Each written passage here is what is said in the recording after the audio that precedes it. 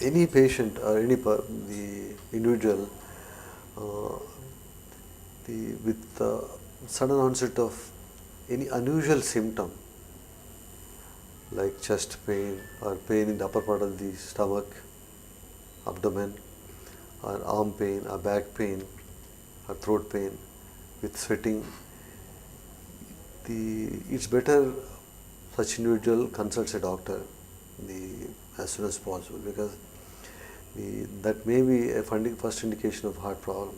It may not be the heart problem always, but any unusual symptom first time in life, it's better to consult a doctor to make sure that it's not related to heart, because that's the heart attacks or heart problems.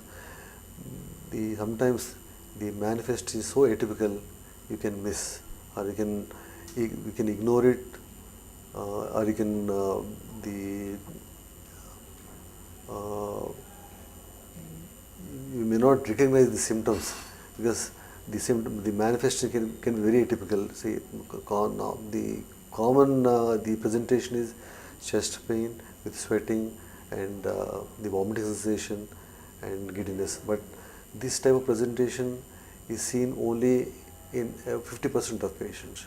The rest of the 50% of patients, they can come with, or they can have very atypical presentation, like they can have, some patients they come with only throat pain, or some patients they come with only back pain or arm pain.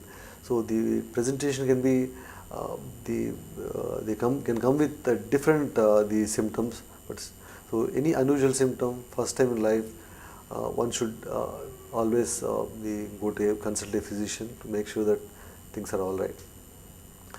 And so never ignore any symptom.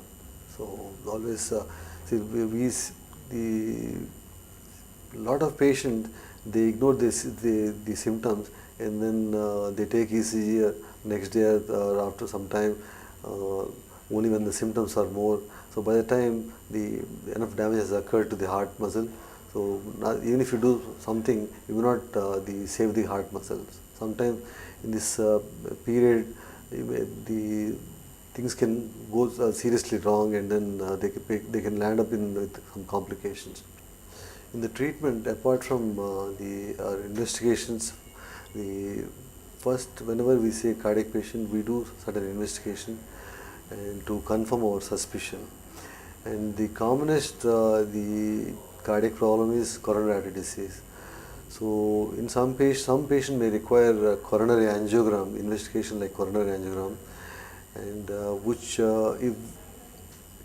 shows the extent of disease, and depending upon the result, we decide whether the patient requires any procedure, like further procedure, like interventional procedure.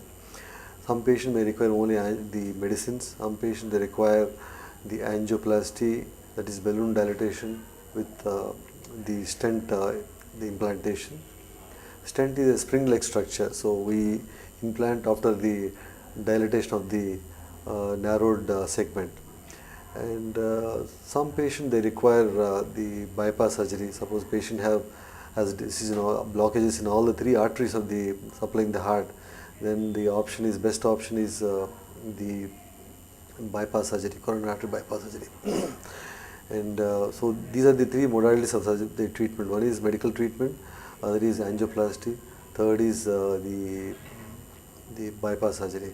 See, even after the bypass surgery or angioplasty, that's not most of the patients think that is that these are curative procedures.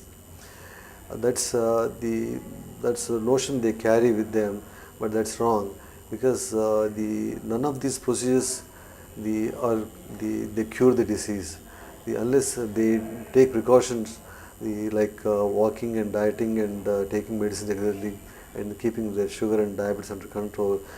The disease can come back, and in the same artery or some other artery, so patient may require another procedure after some time. So the angioplasty or surgery, they are not answers to the coronary artery disease. They only the they relieve your symptoms and prolong your lifespan for some time, unless provided you take the precautions. Otherwise, the disease comes back with vengeance. So you may have to undergo further procedures or the later part of your life.